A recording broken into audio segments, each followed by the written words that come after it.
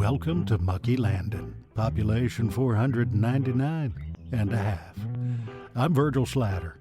Me and my partner Harmon Truesdale own the Muckey Landing Market, Diner, and Hardware Emporium at the corner of St. John's and Broad.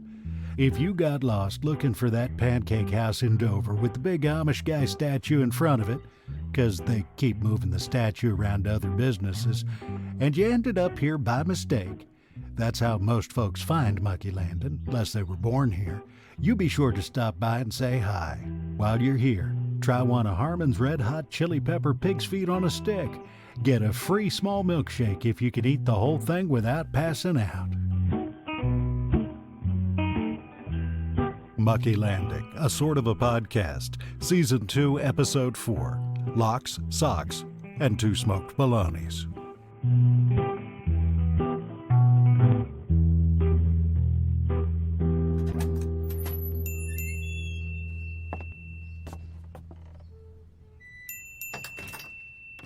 Hey, Verge. Sorry I'm late. I stopped off by the Yoder's place on my way in to pick up some fresh produce. I had a little trouble getting out of there. Check out these radishes. What happened? What's that? You said you had some trouble getting out of there. You run into somebody who wanted to talk? Nah, I was the only one there this morning. Well, aside from the girls working the produce stand. Boy, look at these big-ass beauties. Are they gorgeous or what? If you like radishes, which I don't. So what kind of trouble I'm going to did you... carve these into, like, little radish flowers and use them as a topper for tomorrow's bologna and clam pasta bake. What kind of trouble These did are going you... in that empty spot where the rutabagas used to be.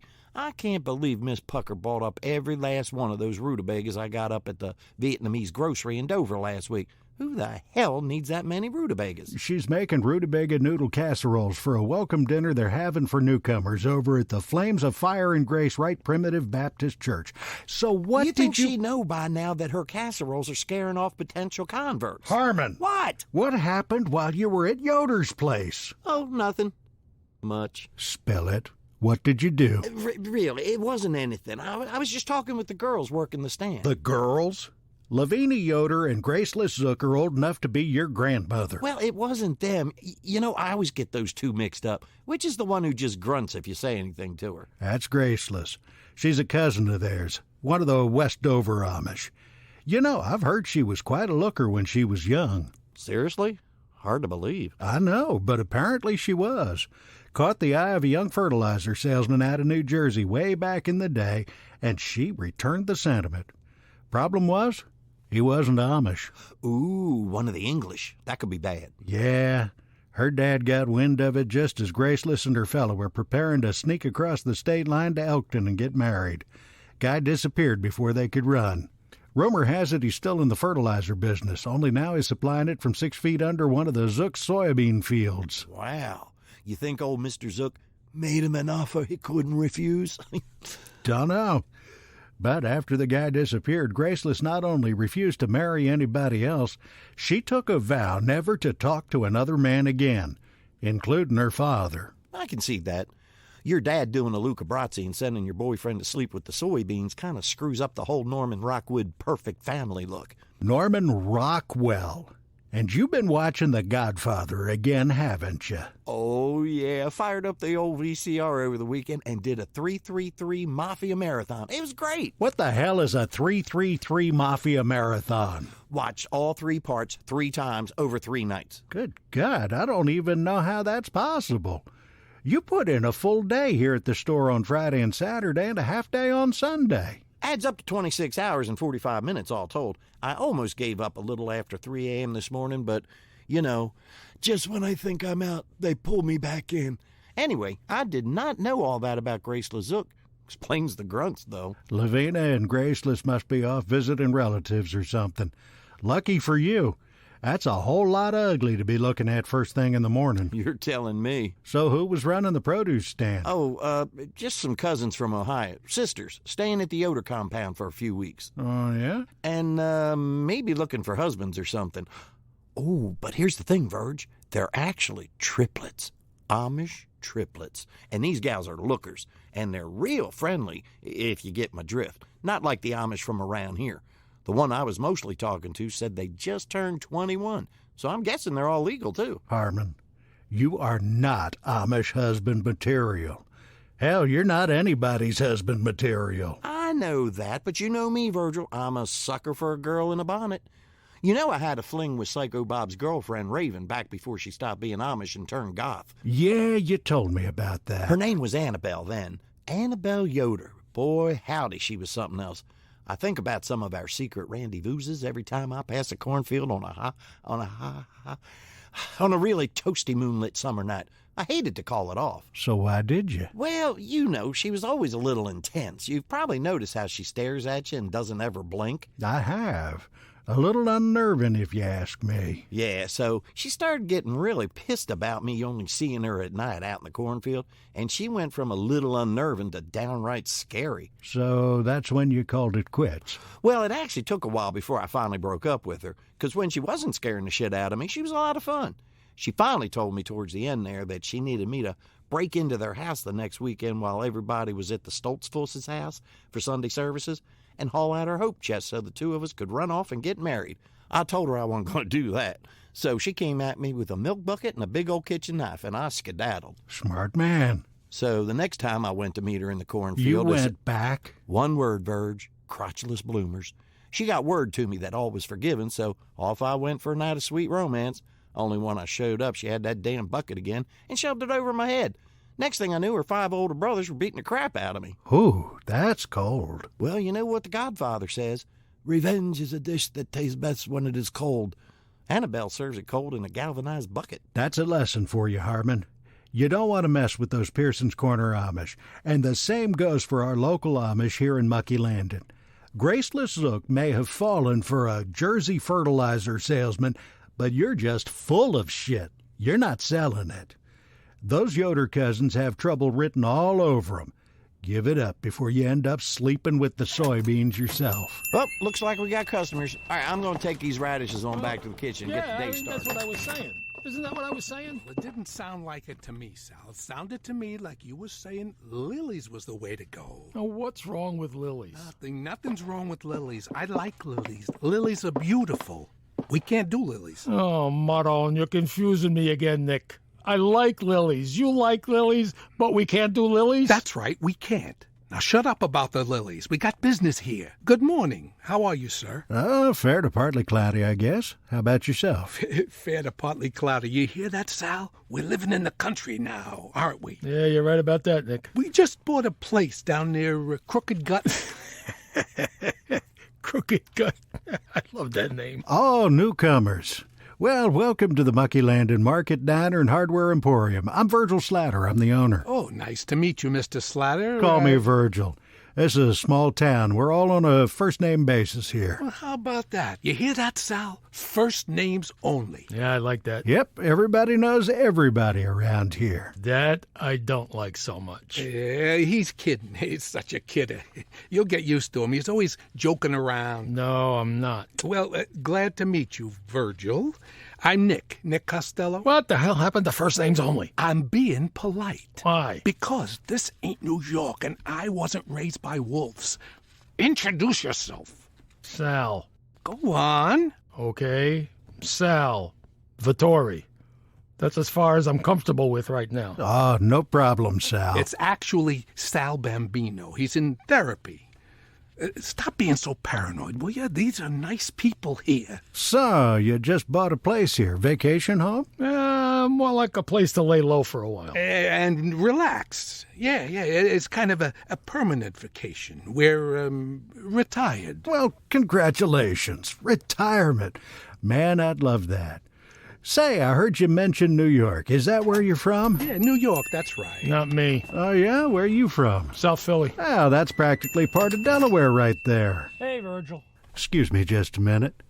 I'll be right with you, Mitch. Got some customers, new folks in town. No need. You left Philadelphia when you was 18. Yep. After He's 26 got years in the coffee Bronx, going, I think you can say you're I'd from say New he's York. working on Nah, my scrap. parents would kill me. They'd say I was denying my birthright and my heritage. They died 12 years ago. God rest their souls. So, New York, huh? What part? The Bronx, actually. And Manhattan, Brooklyn, Queens, He doesn't need to know all that. New Sal. Jersey, Staten Island, Long Island, Sal. Florida, and sometimes Vegas. That's it. Wow. I've lived here in Muckey Landing my whole life. I can't imagine moving around that much. Nah, our home was in the Bronx. We just had business in all them other places. Couple of busy beavers. So, what kind of business were you fellas in? Well, we were... It's a small family business. Not very interesting. And anyway, we're retired, so who wants to talk business? Gotcha. Anyway, the guy up at the gas station on the highway... The Lubentune? Yeah, that was it. The Lubentune. Lubentune. Well, anyway, so the guy at the Lubentune... That would be Bob Firkin. Firkin. Sal, manners. You'll have to forgive Sal here. This is his first time down this way. What are you talking about, my first time? You forgot about that casino job with the Scampy brothers? Sal, that was Jersey. You've never been here before, right? Delaware's not part of New Jersey? I didn't know that. Most folks think Delaware's part of Pennsylvania. I thought it was a river. Hey, I went to Catholic school.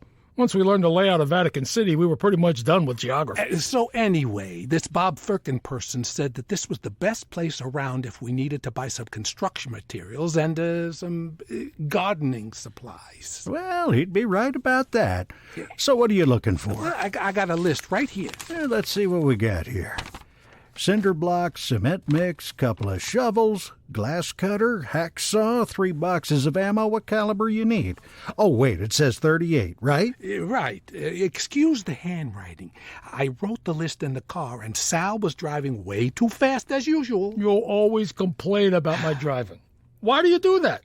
Sometimes we need to go fast. I always manage to get you where you're going safe and sound, don't I? Yeah, you do, but you drive too fast, and you tailgate. Nobody better at losing the tail, am I right? Sal, you gotta remember, we don't got as many buddies on the police force here as we did in the city. And until we do, you gotta be careful out on the road. Yeah. There's a couple of more items on the other side. Okay. Yeah, no problem. We got all this in stock. The only thing I'm going to have to check on is the lime. I may only have 5 50-pound bags, and you need 6. Well, we'll take whatever you got. Did you put socks on the list? No, I did not put socks on the list. You and socks. What is this thing with you and socks? I like socks. Well, you don't need any more socks. Oh, come on, Nick. This is the first time we've been here. I need socks from this place for my collection. You got enough souvenir socks to open up your own stand on the Coney Island boardwalk. I bet if you did your own laundry, you'd only buy socks that match, and all in the same color, too. Black is nice. Hey, pal, you don't happen to sell socks here, do you? Like for tourists, with a map of Delaware or something like that on them? Sure do. In the Homeland Security and Cheap Souvenirs aisle. We're exclusive vendors for the Muskrat Love Pantry and Boudoir Collection. They do socks, panties, oven mitts, you name it, all with these cute little muskrats printed on them. Hot damn. This is going to be a pretty big load. You fellas got a truck? Now, do we look like truck drivers? No, you look more like tourists. Don't be rude, Sal. Yeah, we're in the black Lincoln that's parked out front. I was hoping maybe we could have it delivered. I'll give Booty Sheets a call and see if he's free to haul everything out to your place and unload it. You said you're out near Crooked Gut? Correct. And is the delivery going to a home or to a business location? Both. We have what you might call a home-based business, kind of a hobby. Nothing big. Okay, so Booty will charge you a flat rate of $14.92, cash only, and you'll pay him the delivery fee directly when he shows up. $14.92. And he needs exact change. That's weirdly specific. And cheap. Can't be based on distance. We're a ways out from here. No, it's based on $14.92 being the only correct answer Booty ever gave on a history test. It's one of his only achievements in life so far, and he's afraid he'll forget it if he doesn't keep repeating it. He charges everybody the same amount. That's a really strange pricing system. Which would be explained by Booty being a really strange guy. If you ever met his mama, you'd understand. There's something else you should know about Booty, aside from the fact that he's a lousy businessman. And what would that be? Well, Booty's a bit of a local character. We're used to him, but folks from out of town are sometimes a little shocked when they see him the first time. What, is he some kind of freak, like the Elephant Man or something? Oh, no. He's a normal-looking guy, mostly.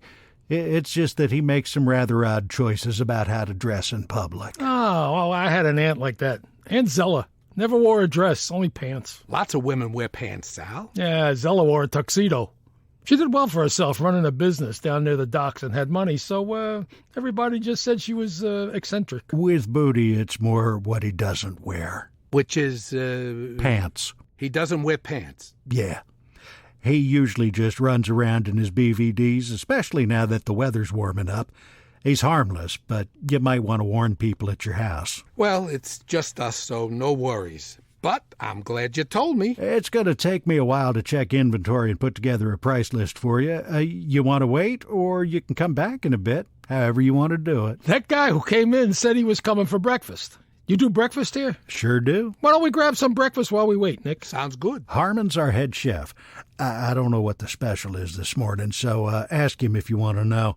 Diner side's over that way. Just follow the smell. Thanks. Yeah, you know, Nick, they did a good job at that little car wash. That one up near the casino. Yeah, they got all those stains out of the carpet in the trunk without batting an eye. I'll use them again. Good to know. I want to go look at the socks first. Oh, you and socks.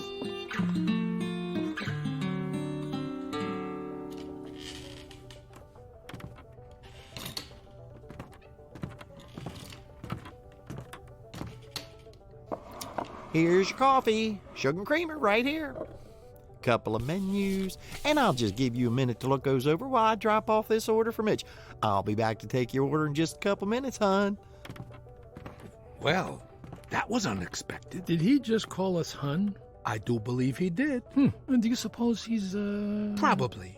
Check out the walk from the back. No, don't lean over and stare. You just missed the pirouette when he poured coffee for that guy over there. Huh. Didn't expect to see that out here in the sticks. No, me neither. Yeah, pass the sugar, will you? Sure. Here you go. Nah, not the blue packet, real sugar.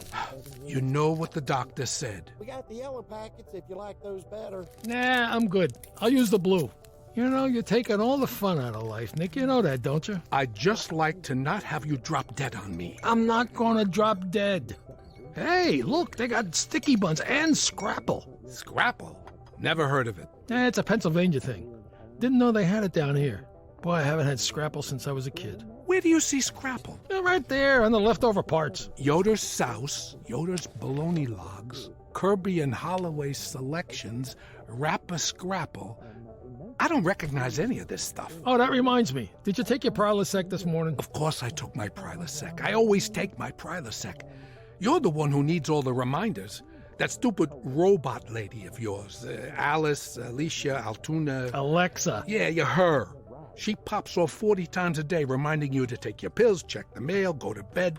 Makes me crazy. Are we ready to order? I'm warning you, Sal. She gets on my nerves once too often, I'll get rid of her. If you need a few more minutes... One shot, boom! She's out in the trash on her way to the dump.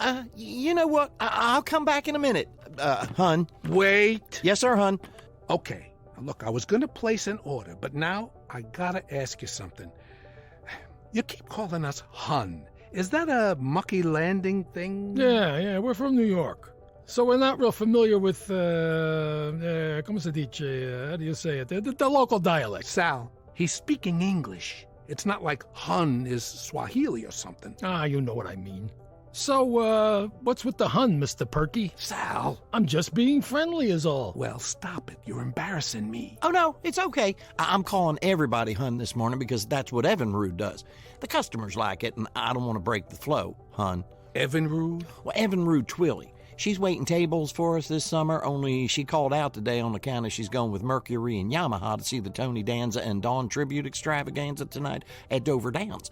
And it's going to take her most of the day to put on her makeup. You know how it is, hon. Girl's got to make herself look pretty. Yeah, what did I tell you? Stop that. You said this girl is taking both a car and a motorcycle to go see a show? I'm curious. Why is that? I'm not following you. You said she's going to the show with a Mercury and a Yamaha. Oh, no. Mercury's her brother and Yamaha's her twin sister. Their daddy's hardcore into bass fishing. Tony Danza. Ain't he dead? No, you're thinking of Matt Dillon, hun. The guy from Gunsmoke? No, the guy from Bubba Hotep. Oh, the one with the chin? Yeah, him, hun. I always get him mixed up with the guy from Ghostbusters. Now, he's dead, hun. I did not know that. Did you know that, Nick? I did not. And if this round robin goes on any longer, I'm going to have to shoot somebody to put myself out of my own misery. Okay, that would probably be me, because it usually is, so no problem. I'll stop shooting my mouth off, and you just stop shooting. My mouth is zipped, and right now fairly dry. I think I'll just step back in the kitchen and get myself a glass of water. Hun. Stop that! And stay right where you are. I'm going to place an order. Yes, sir, absolutely, hun, sir. Fine.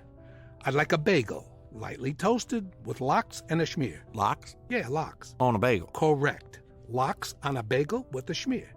You do serve lox, don't you? Well, we have lox. I wouldn't exactly say we serve lox, though. It's more like we sell them. Well, then, can you sell me some lox on a bagel with a schmear? Well, not here on the diner side. Oh, what, you sell them on the grocery side? What have you got, like a build-your-own-bagel thing? Not exactly. You head towards the groceries, but take a right at the Homeland Security and cheap souvenirs aisle until you get to the burglar tools, hubcaps, and fresh bait section. You keep lox in a bait cooler. Oh, God, no, that would be weird. They're next to the bait cooler, in a bin next to the school supplies. Of course, because that's not weird at all. Not around here. Where do you usually find lox? In a deli on a bagel with a schmear. You know what? Forget the lox. I don't think I want to chance it. Yeah, I wouldn't. Just give me the bagel with the schmear. Very light? With a schmear? Yes, with the schmear. Very light. A very light schmear. Correct. I was afraid you were going to say that. I hate to ask, but why? Well, because I'm afraid I don't want to tell you I'm fresh out of schmears. You're out of cream cheese? Damn. I was going to try one of those jalapeno cream cheese bologna rolls. For breakfast? With your acid reflux? Oh, wait. A schmear is cream cheese? Yes, I got that. I have cream cheese. Boy, you New Yorkers kind of got your own language, don't you? Okay, so a bagel with cream cheese. Okay, see, here's another one of those things I'm afraid to tell you on account of I'm not real sure what the consequences might be, but wouldn't you know it? I'm fresh out of bagels. Forget the bagel.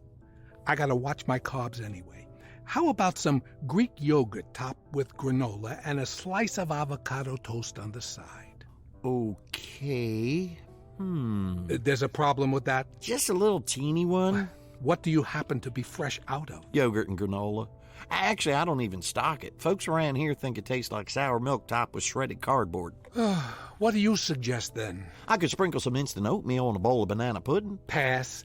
Tell me about the next thing you're fresh out of. Can't think of anything right now. Why don't you tell me what you want, and I'll tell you I'm out of it, if I am out of it. Seems like that's just what we've been doing. But okay, let me start with something easy.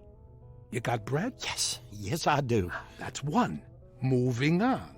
Do you have lemons? Yes, lemons. I got lemons. Lots and lots of lemons. More lemons than you can shake a stick at. Wonderful. Now, last try. Something a little more out of the ordinary. Ah, shit. Do you have avocados? Yes, I have avocado. 3 for 3. Yay me. Hey, fine. Avocado toast it is. Did I win something? Kind of felt like I won something there. Besides the pleasure of making me happy? No. Oh, yeah. Good enough. Sal, you know what you want? Oh, I don't know if I want a sticky bun or the bologna roll. Decisions. Take the bun. Leave the bologna. Yeah.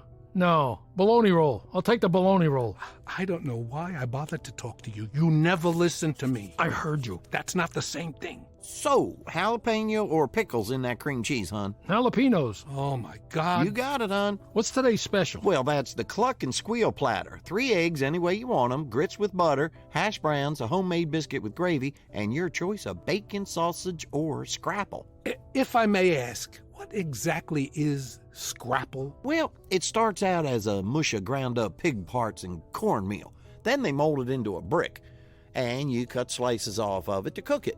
I either fry it up medium so you can get the full liver taste, or extra crispy so it just tastes burnt. I serve it with a side of apple butter to slather on top if you don't want to taste it at all. Pass. That special sounds great. I'll have that. Sal, the cholesterol. Good choice. How do you want your eggs, hon? Over easy. Bacon, sausage, or scrapple, hon? Medium scrapple with apple butter plus a side of bacon. Sal, really? I'm hungry. Anything else? I'm still thinking about that sticky bun. No, you're not. That's it. Nothing else. All right, that's 1 jalapeno bologna roll, cluck and squeal platter with medium scrapple, apple butter, and extra bacon, and an order of avocado toast. Coming right up, huns. So, listen, getting back to business. I don't mind doing the digging, but do you think I can make the next one we do a little more shallow? That last one almost killed me. Holy shit, who are those guys? Nick, did you hear what I said? I'm not talking to you right now. Madonna, jeez, here we go. I know you, Sal. I saw you looking at him.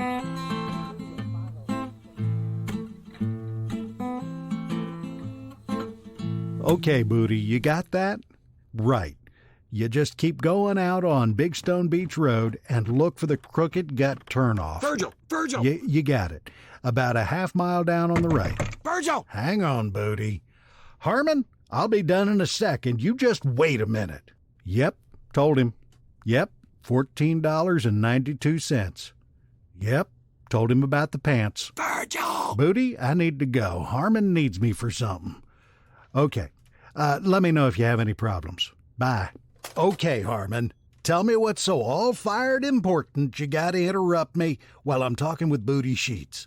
It's hard enough to hear him with his mama yelling at him in the background without having you yelling at me in the foreground. He's got his mama with him in the truck. She needed airing out. Sorry, Virg, but you gotta hear this. I got something pretty important on my mind. Well, that's different. Maybe we should hold a parade to commemorate the moment. I'm not kidding, Virg. Neither am I. It's about those two guys who were in here a while ago. What, the New York guys? Yeah, those two. So, nice fellas. Oh, you won't think that when I tell you what I heard. Harmon, you have got to stop being so suspicious of strangers. I liked them. They were nice as could be. A little hard to understand, but they were nice guys. Yeah, but you didn't hear Mitch liked them, too. He chatted with them a bit while you were in the kitchen cooking their order. Yeah, but if you heard what They put in a big order. Booty's on his way out there now with the delivery. Paid cash, too. Booty's heading out to their place? Isn't that what I just said? Oh, I don't know if that's a real good idea, Virg. Nah, it's okay. I told him about the pants. That's not what I'm... Look, Virgil, you send Booty out there, and you know what could happen? No. What could happen? Booty could go out there, and he could see something, or hear something, or do something, or whatever, and he'd be too stupid not to shoot his mouth off about what he saw or heard or did. And then you know what would happen? No. What would happen? They'd make Booty tell him who sent him out there. And Booty would tell him. Oh, this is ridiculous. Harmon, I told him I'd call Booty and he'd make the delivery, so they already know who sent him. Oh, shit, oh, shit, oh, shit. Now cut that out. What has got you so worked up? You said you heard something? Oh, right. Forgot about that part. Sorry, I was too busy panicking. As usual. So what did you hear? Right, okay. So I guess after they talked to you about their order, they came over to the lunch counter, only since it was morning and everybody was ordering breakfast, I guess I should say they came over to the breakfast counter. Skip that part. Oh, okay. So they came over and sat down at the counter. The big guy was carrying a pair of those muskrat love socks, the yellow ones with the two little pink muskrats kissing on the side. I think maybe he got them for his wife or his girlfriend or something. Although you never know, you can't make assumptions about people. And they were a size extra large, and I don't want to be sexist or anything. Short version, Harmon. Right. So they ordered 2 coffees, which I brought out, and then there was some discussion about sugar, and then I brought out their coffees and Mitch's order. I dropped off the coffees and gave them menus, and then I went down to the other end to give Mitch his order, and of course he'd been doctoring his coffee with bourbon from that flask he carries and was starting to perk up. So I stayed and talked with him for a couple minutes, and then I went back to take their orders, and that's when I heard it. Heard what? Heard them planning to kill somebody. Do what? Yeah, they're going to kill some woman. The little guy says he's tired of listening to her, so he's going to shoot her. Oh, come on. You must have misunderstood what they were saying. No, Virgil, I heard him clear as day. The little guy said he was tired of hearing her talk all the time, so he was going to get rid of her. One shot, boom, that's what he said. And then he said he was going to haul her body out to the dump. You sure you didn't just mishear what they were saying? No, I was standing right in front of them, ready to take their orders. Made my blood run cold, I tell you. Just plain cold-blooded, that's what it is. That little guy especially. The little guy? You mean, what's his name? Nick. He said that right in front of you. What did you do? Oh, I was smart. I played dumb. Not much of a stretch. And I tried to hightail it back into the kitchen, but then they wanted to ask all kinds of questions about Tony Danza and Evan Root and Bubba Hotep and the menu and I don't know what all. They asked about Evan Root? I don't like the sound of that. Why did they want to know about Evinrude? I don't know. She just came up for some reason. I was so nervous after hearing them talking about rubbing out that lady that I was having a hard time following the conversation. Oh, and the little guy kept on talking about locks and bagels. I couldn't figure it out in the heat of the moment, but now I'm thinking it was maybe some kind of safecracker code. I don't know, Harmon. But wait, just as I was going back into the kitchen to cook their orders, they started talking about it again. About what? Safe cracking? No, about getting rid of the body. The big guy apparently didn't like the idea of hauling her out to the dump, so he was going to bury her in a shallow grave instead. Seriously? Swear to God. And this isn't the first time they've done this neither. He said the last one they killed almost killed him. Must have been a shootout. No kidding.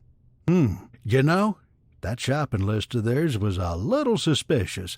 Now that I hear what you're saying... What'd they buy? Hang on, I got the whole list right here. Cinder blocks, cement mix, 2 shovels, glass cutter, hacksaw, 3 boxes of 38 special ammo. Holy shit, Verge! And 300 pounds of lime. To dissolve all the bodies, just like that Walter Winchell guy making the meth out there in the Alabama desert. Walter Winchell didn't run a meth lab, Harmon. Doesn't matter. Virgil, I think we got ourselves a pair of real-life wise guys here. Wise guys? Yeah, you know, wise guys. Made men. Good fellas. Well, I thought they were good fellas, but after what you're telling You don't me... get it, Verge. I'm talking mafiosios. The mafia. Right here in Muckey Landing. And I'll just bet that mean little guy is actually the Godfather. But they seemed so nice. They're vicious killers, Virgil. Be careful, or you'll wind up with your dog's head in your bed. Aloysius already sleeps in my bed. Puts his head right on my pillow, the little Dickens. Yeah, but the rest of them isn't in the next room when he does it. So what are we going to do, Verge? Well, much as I hate to say it, I think we need to call Chief. And stop booty sheets. Right. And buy a new toaster. Wait, what? Why do we need a new toaster? Well, apparently you can't toast avocados in the old one. No, Sal, stay in the car and keep the engine running. It's your fault I gotta do this. Oh, shit. Hi there, I'm Chris Polo, creator of Muckey Landing. I want to share something we're pretty excited about. Muckey Landing has been named an official selection of 3 festivals this year. The Miami Web Series Festival, the New Jersey Web Festival, and the Apulia Web Fest in Apulia, Italy. We'll definitely be going to New Jersey at the end of September, and hope to get to Miami as well if we can swing it, and would love to meet up with any of our local listeners while we're there, so hit us up. Also, I want to give a special shout out to our listeners in France and Israel. Thank you for keeping us at the top of your comedy fiction charts this summer. For our French listeners, je parle français, alors écrivez-nous en français si vous voulez. To our listeners in Israel, I can't ask you in Hebrew to write us, but we'd also love to hear from you. That goes for all our international listeners. Email us at mail@muckeylanding.com. Now I need to tell you about all the wonderful people behind our little production. Locks, Socks, and Two Smoked Bolognas featured Mike Polo as Virgil Slatter, Bruce Leister as Harmon Truesdale, Kevin Smith as Mitch Pohunk, John Zinzi as Nick Costello, and Steve Caporiccio as Sal Bambino. Sound design and editing is by Mike Polo, and our theme song and incidental music is written and performed by the poetically infraggable Jim Rezac. For more of Jim's music, check out jimrezakmusic.com. If you're enjoying Muckey Landing as sort of a podcast, send us an email at mail@muckeylanding.com. And we always appreciate it anytime you leave us a rating or review on Apple Podcasts, Podchaser, Spotify, or wherever you rate and review podcasts. You can't believe what a thrill it is for us when we hear from listeners. That's the only way we really have of knowing there's anybody out there listening to our show. You can also support us by leaving Harmon a tip to buy bologna at buymeacoffee.com/muckeylanding. And finally, visit our hardly ever updated website, where you can buy official Muckey Landing hats, t-shirts, and other merchandise. Please tell your friends about us. Thank you for listening, and we'll talk at you next time.